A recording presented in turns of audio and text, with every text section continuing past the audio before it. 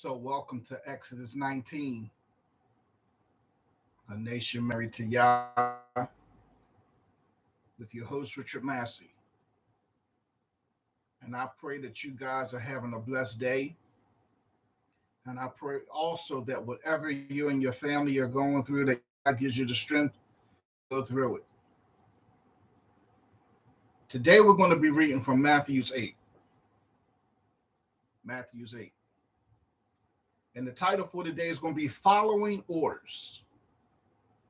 Following Orders. So please go get your Bible and let's read together and keep each other accountable.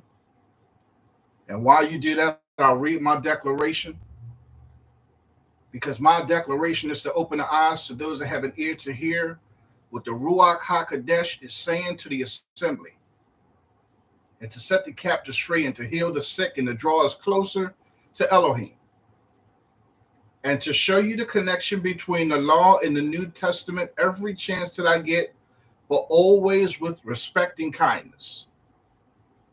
And from there we go to 2 Chronicles 7:14. If my people, which are called by my name, shall humble themselves and pray, and seek my face and turn from their wicked ways, then I will hear from heaven, and I will forgive their sin, and I will heal their land. And from there we go to 2 Corinthians 7. 2 Corinthians 7:9. He says, now I rejoice, not that you were made sad, but that you were saddened into repenting. For you were made sad according to Elohim, so that you suffered no loss from us. For sadness according to Elohim works repentance to deliverance, not to be regretted. But the sadness of this world works death. And from there we go to Matthew 6:33. But seek ye first the reign of Elohim and his righteousness, and all these matters shall be added to you. Hosea 4:6. My people have perished for a lack of knowledge. Because you have rejected knowledge, I reject you from being priests for me. And since you have forgotten the Torah of your Elohim, I also forget your children. Father, I thank you for this day. It is a day that you have made, and I will rejoice and be glad in it. But on the parts of the day that I failed, I ask you to forgive me for what I have done, and said that was not pleasing in your sight. I ask you to forgive my wife for anything that she might have done that was not pleasing to you, anything that she might have said. I ask you to forgive my kids for anything that they might have said or did in your presence that was not pleasing to you. I cover my family under your mighty strength, just like Job. And I apologize for all that we have done today to offend you, knowing it or unwillingly. I ask for your forgiveness. I ask for your mercy, and I ask for your long suffering. I thank you for my neighborhood and everything that you have done for me. I always want to thank you for strength and wisdom and patience and understanding and knowledge, because those things are to be held on to. Those things keep us close to you by feeding our spirit man and forsaking our flesh. I give you all the praise and all the glory forever and ever. Amen. Matthew's 8. Matthew's 8.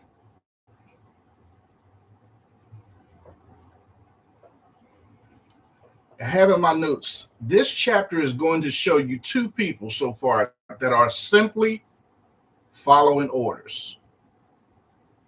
Yeshua Hamashiach, the great high priest, and a captain of the Roman army. Two figures following orders. One heavily, Yeshua Hamashiach, the other in the political power, the captain of the Roman army. Both showing us that they gave commands and that they take commands. The second part of this chapter shows the good and the bad parts of having the manifestation of Elohim. This speaks volumes to me that, and I say when, because I don't use it like I should because I don't believe I get the chance to. But if you was to have the manifestations of Elohim, how you would be hated, especially in today's society. So let's get started in Matthew 8. Matthew 8:1. And when he came down from the mountain, large crowds followed him. 2. And see, a leper came and bowed before him, saying, Master, if you desire, you are able to make me clean. 3. And stretching out his hand, Yeshua touched him, saying, I desire it. Be cleansed. And immediately his leprosy was cleansed. Right? I have in my notes, the leper didn't ask Yeshua if he could make him clean. He asked Yeshua, will you make me clean? Why did he ask Yeshua if he would be willing to make him clean? Because under the law, the leper was not supposed to be among the public. He was supposed to be separated because he wasn't supposed to be among the public to infect anybody else. But the leper's touch could affect the public. But Yeshua showed grace to the man. Yeshua didn't ignore the man because he was among the public. His infected body was healed right then and there. 4. And Yeshua said to him, see, mention it to no one, but go your way, show yourself to the priest, and offer the gift that Moshe commanded as a witness to them. 4. And Yeshua said to him, see, he said, mention it to no one. Don't tell anybody that I healed you. He said, but go your way and show yourself to the priest. And I asked you because I said I'm always going to connect you to the New Testament to the law every chance that I get, but always with kindness. Why did Yeshua say to go and show yourself to the priest and offer that gift that Moshe commanded as a witness to them? If he is doing something new and he is now walking under grace, why did Yeshua, when he could have said anything, why did he bring up the law? Let's go to Leviticus 13:1. Leviticus 13:1. And Yahweh spoke to Moshe and to Aaron, saying, 2. When a man has on the skin of his body a swelling, a scab or a bright spot, and it shall become on the skin of his body like a leprous infection, then he shall be brought to Aaron the priest or to one of his sons the priest. 3. And the priest shall look at the infection on the skin of his body, and if the hair on the infection has turned white, and the infection appears to be deeper than the skin of his body, it is a leprous infection. And the priest shall look at him and pronounce him clean. Deciding what he sees, he's going to either pronounce him clean or unclean. 4. But if the bright spot is white on the skin of his body and does not appear to be deeper than the skin, and its hair has not turned white, then the priest shall shut up the infected one 7 days. So after 7 days, he's going to come back and check on this man again to see if he is getting better or if he is getting worse, right? Leviticus 13:5. And the priest shall look at him on the 7th day and see if the infection appears to be as it was, and the infection has not spread on the skin, then the priest shall shut him up another 7 days. He's still not sure, so he's going to shut this man up another 7 days. But why is Yeshua telling this man to do the law if he is under grace? Once he showed him grace by healing him in the public, why could he just not release the man and let the man go and enjoy his life? Just wondering. Because we say that Yeshua, when he comes on the scene, we don't have to do the things of the law. So if anybody ever, take the time to read or look at this podcast, tell me if you can answer that question or not. So I have in my notes, why did Yeshua tell the man to go and show himself to the priest? Yeshua told the man to show himself to the priest because Elohim said so. And we just read that in Leviticus 13, right? Leviticus 13:1, when it says, and Yahweh spoke to Moshe and to Aaron, saying, this is not the Mosaic law. This is not something that Aaron created. This is something that was initiated by Yahweh. And Yahweh spoke to Moshe and to Aaron, saying, to do all those things. So why is Yeshua telling the man to do the things that he's doing? He's told him to do? Because he's following orders. The great Yeshua Hamashiach, the great Jesus Christ of Nazareth, is following orders. He's following orders of the Father to tell the man what Yahweh told Moshe and Aaron in the Old Testament. Yeshua did not come up with a different answer or result or a different way or a different commandment or a different testament. Yeshua Hamashiach told the man exactly what his father told him to say. That's why he held the law. Right? So let's go on to Matthew's 8:5. And when Yeshua had entered Capernaum, a captain came to him, appealing to him, 6, saying, Master, my servant is lying in the house paralyzed, grievously tortured. 7, and Yeshua said to him, I shall come and heal him. 8, and the captain answered and said, Master, he says, I am not worthy that you should come under my roof. He said, but only say a word and my servant shall be healed. Now listen to what this captain says to Yeshua. That's going to really impress Yeshua.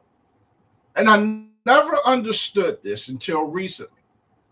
And it's like nobody showed me this. But now under my learning, I can see this more when I read, like wherever I read, I can see and apply the things that I've learned. And the captain answered and said, Master, I am not worthy that you should come under my roof, but only say a word and the servant shall be healed. Now he says, for I too am a man under authority.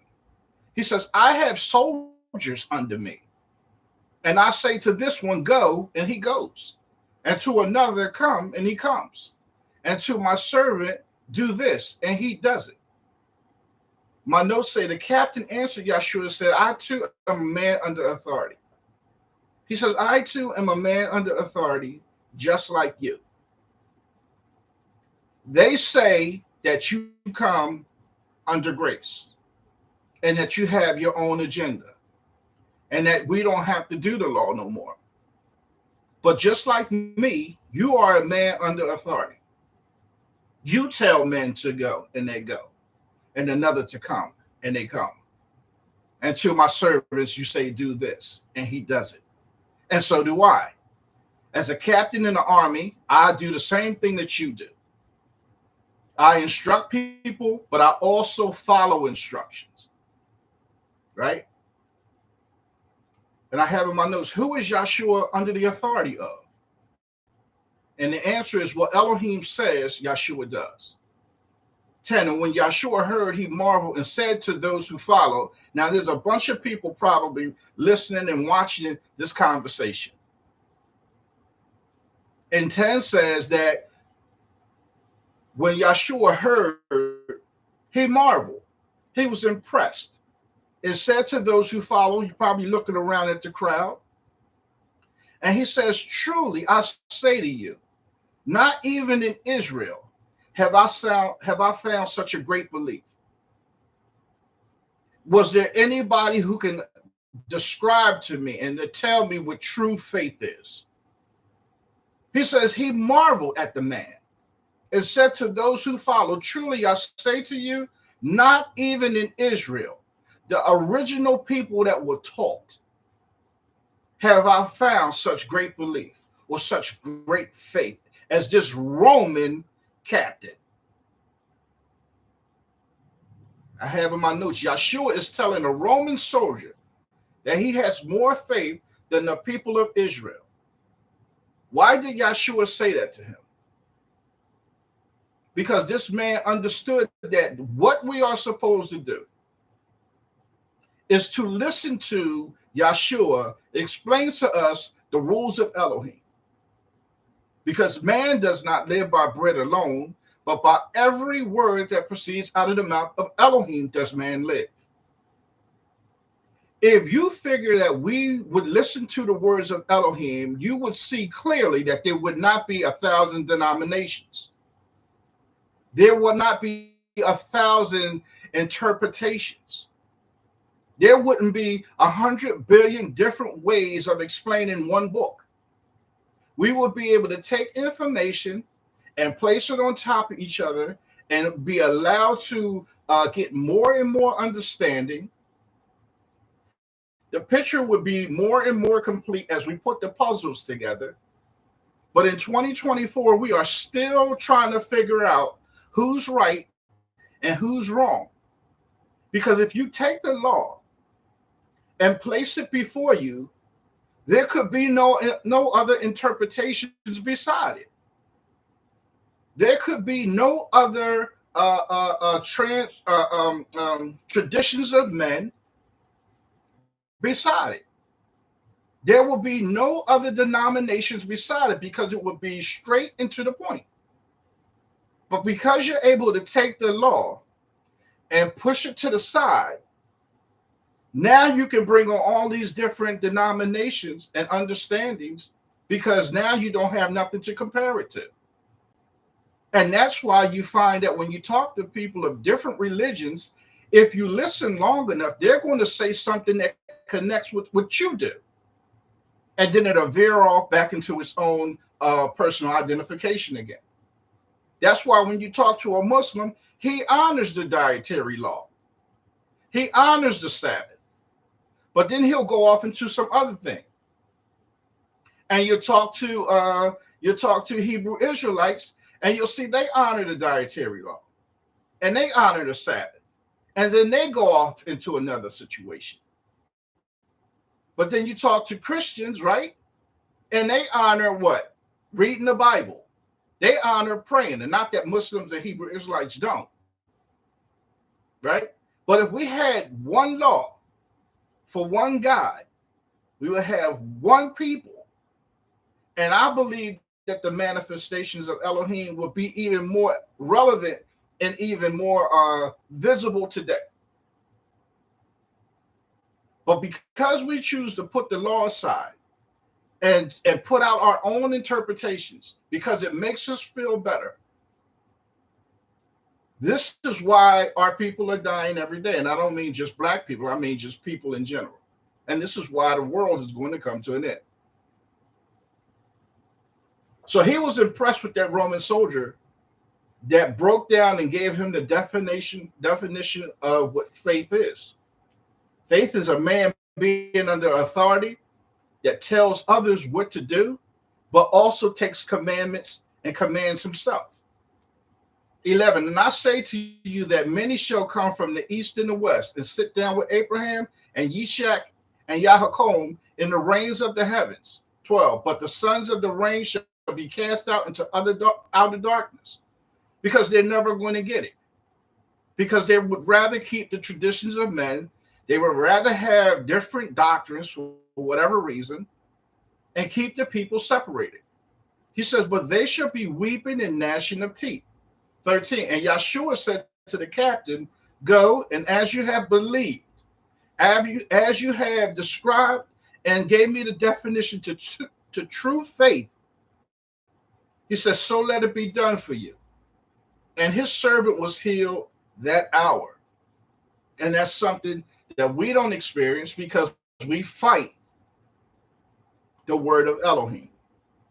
And I have in my notes, the servant of the captain was healed simply because the captain was able to explain, and not that Yeshua asked him to explain it. The man just expressed to him that he understands it. Because in the church, we say that basically Yeshua came down here with his own agenda, which is grace. But this Roman soldier is saying that he is under authority just like Yeshua. Why is Yeshua considered to be under authority when if he should be the top guy? Because Yeshua, when he told the man to go show himself to the priest, he's following orders from his dad, from his father. He didn't deviate from that. The servant of the captain was healed simply because the captain was able to explain to Yeshua that he understood how faith works. Because man does not live by bread alone, but by every word that proceeds out of the mouth of Elohim does man live. We really need to take hold of that and meditate on that.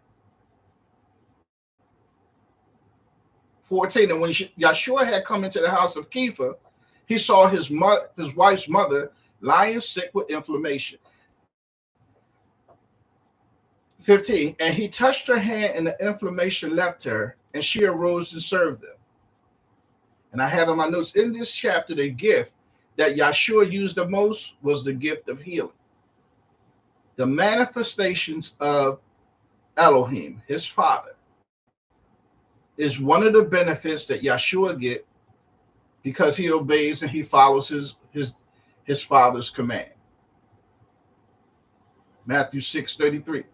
But seek ye first the kingdom of Elohim and his righteousness, to do what he says and not to deviate to the right hand or to the left.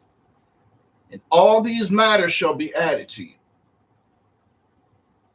16, and when evening had come, they brought to him many who were demon possessed. They brought people to him at evening.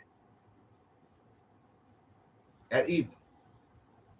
They brought him many who were demon possessed, and he cast out spirits with the word and healed all who were sick.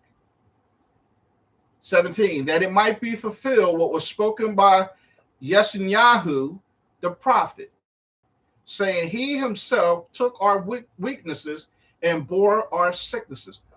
Again, why are they quoting the Old Testament? You might be saying, well, that's all they had.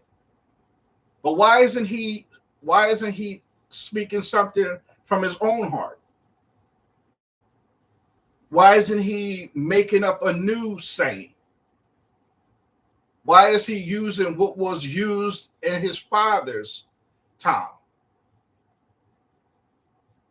17, that it might be filled what was spoken by Yeshua the prophet, saying, he himself took our weaknesses and bore our sicknesses. Isaiah 53, 4 and 5. Isaiah 53, 4 and 5. It says, truly, he has bore our sicknesses and carried our pains. We use this all the time in the church. And this is in the Old Testament under law conversations. But we're not under the law. But we could go into the area where the law is, and we can snatch this verse out and use it, but we don't have to follow the law. But then when it doesn't work because you're not applying it right, then you say that God is not real and that he don't love you. Maybe it's like nailing in a nail into a wall with a pair of pliers. Maybe your application is wrong.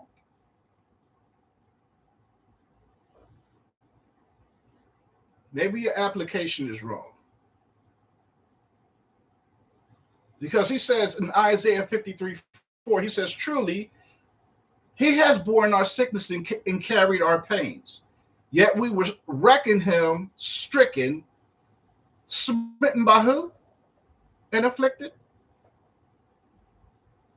He was reckoned, we reckoned him stricken by who? Who hit him? Who put him through? Smitten by Elohim and afflicted. And I heard somebody preach on that one time. They were saying, you know how sometimes you're in the mall and you might have a 3 or 4 year old that is sleepy. Y'all done been in the mall for maybe an hour or two. and you have a child that's sleepy, they can't make the walk, you don't have a carrier, so you have to carry them. And it's somewhere in here where they were saying when you have to pick your child up and carry them from the mall to the car, and your arm is falling asleep. But when you look down and you see how comfortable your child is, you sacrifice that arm and the comfort of yourself for that baby because you love that child. And that's what Elohim did to Yeshua. The Bible says that he crushed his arm on purpose for us. Truly, he has borne our sickness and carried our pain. Yet we reckon him stricken, smitten by Elohim, and afflicted. 5, but he was pierced for our transgression. He was crushed for our crookedness. The chastisement for our peace was upon him, and by his stripes we are healed. We quote that all the time. Why didn't Yeshua make up another awesome verse that we could have used in the New Testament? Matthew 8:18. And when Yeshua saw large crowds about him, he gave a command to go off to the other side. And if you had the manifestations of Elohim, can you imagine you would never be able to get no sleep? If Elohim gave you the ability to lay hands on the sick and they literally recovered, people would never let you sleep. They would be outside your door. They would be texting you. They would be calling you. They would be shouting you out on social media. People would literally come from everywhere. Yeshua Hamashiach had to get in the boat and go to the other side because many are sick amongst us. 19, and a certain scribe having come near said to him, Teacher, I shall follow you wherever you go. That's going to be some of them. They're going to want to be with you. They're going to want to follow you. They're going to want to be close to you. They're going to want to watch you do the manifestations of Elohim. People are going to want to be attached to you. Now, here's the question. Would you be ready for that? Because maybe Elohim has not given us the power yet of manifestation, because would that make your head big? To know that you have the ability to help make people, to get people healed? Would that make you now change and charge people? Or now because you don't like that person, you wouldn't lay hands on that person? Or maybe you wouldn't, be available because now you're thinking it's you. 20, and Yeshua said to him, the foxes have holes and the birds of the heavens nest, but the son of Adam has nowhere to lay his head. Why did he say that? And Yeshua said to him, the foxes have holes and the birds of the heaven have nests, but the son of Adam has nowhere to lay his head. And we're talking about the manifestations of Elohim, right? I have in my notes, with all that Yeshua has, why would he say that he has no place to lay his head? Because Yeshua was only here to follow the orders of Elohim. He was not here to establish a lifestyle. He follows orders.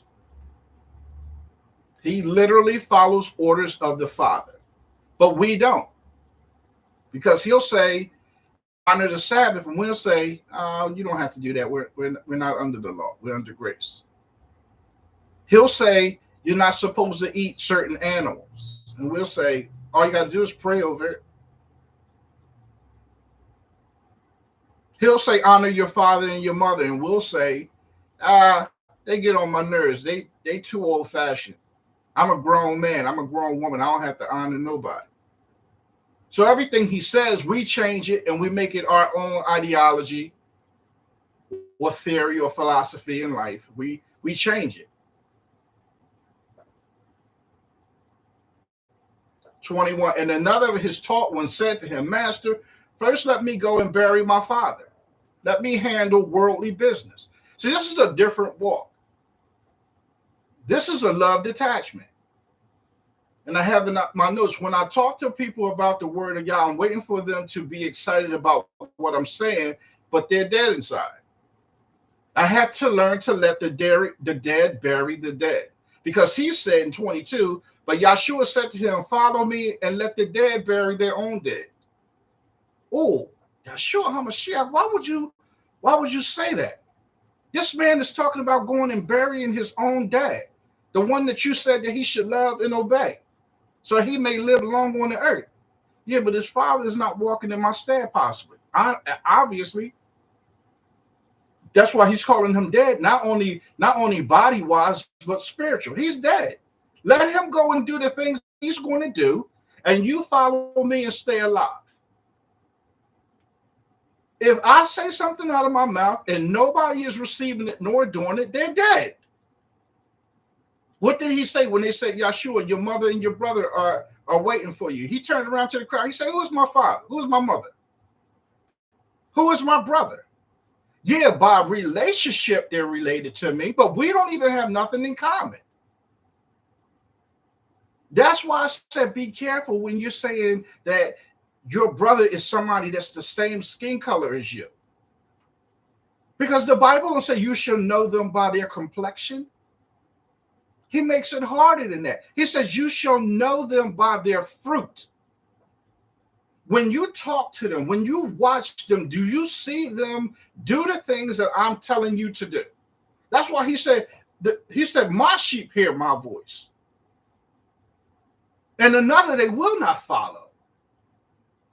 They will not follow the orders of another denomination.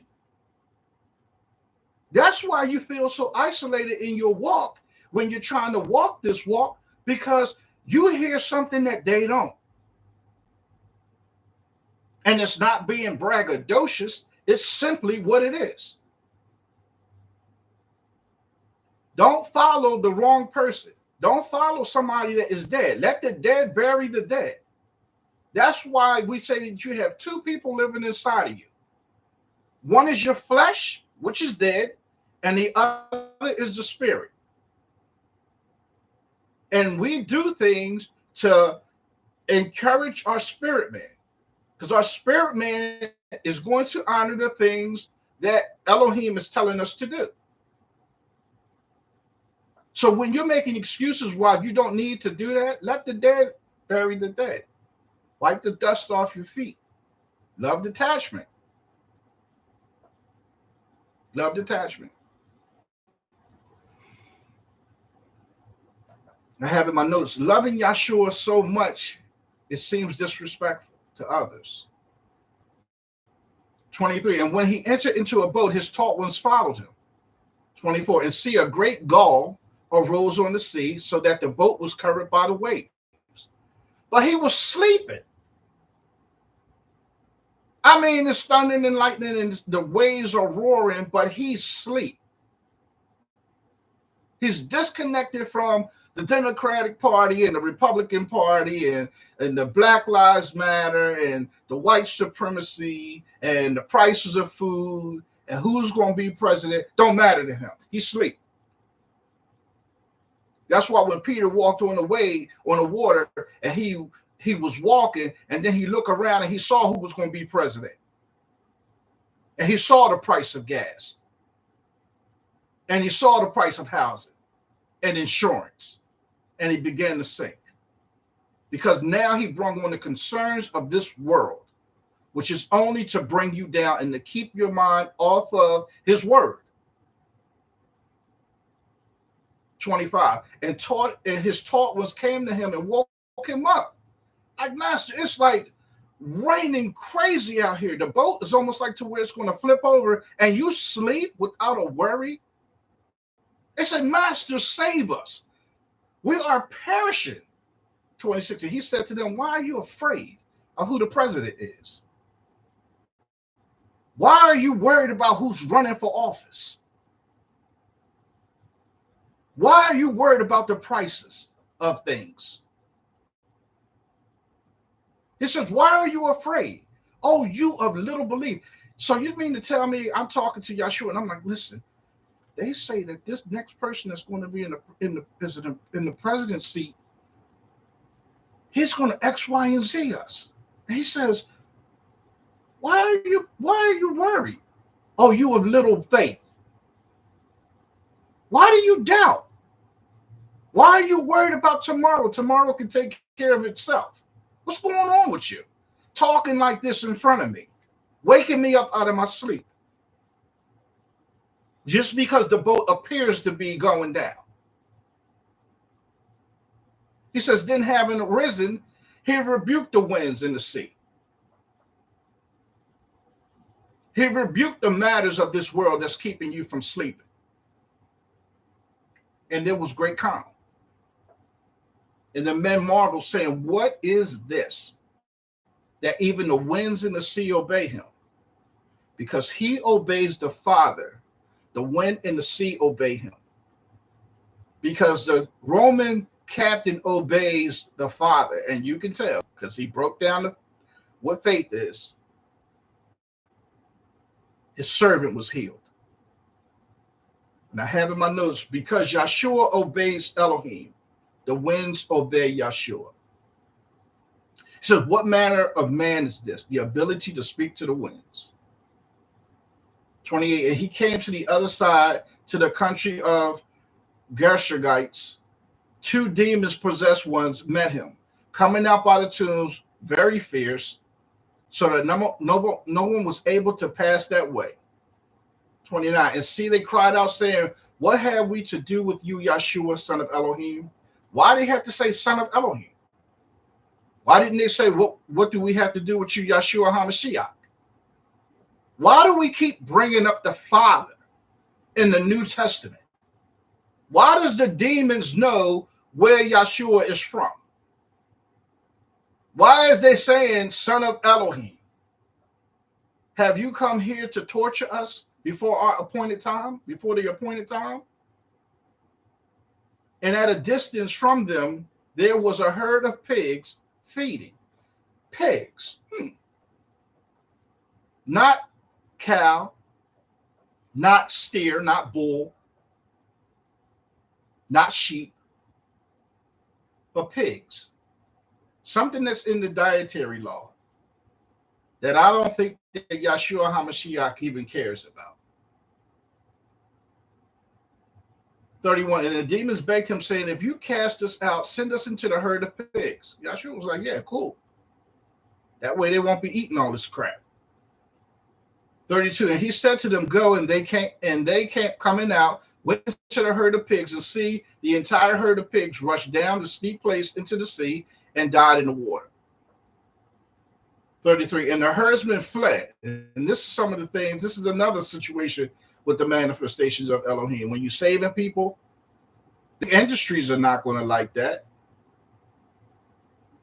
Big pharma's not going to like that. Making people healed, having people healed. Doctors are not going to like that because you're going to be affecting their money. So the herdsmen fled and went away into the city and reported all this.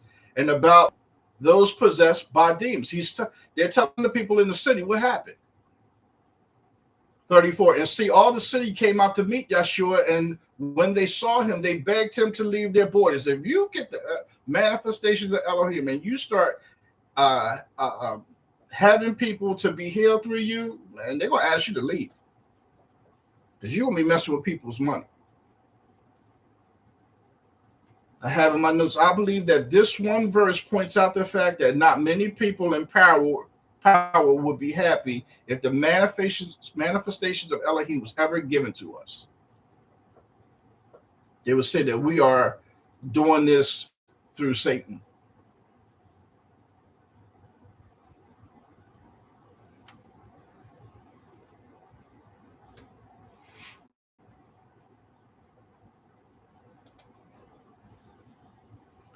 So I'm live on YouTube and Facebook. You can find me at 19_Exodus. So don't forget to like my page and to share my page where it applies. And don't forget to hit the notification and subscribe button. And let's give a round of applause to Elohim and Yeshua.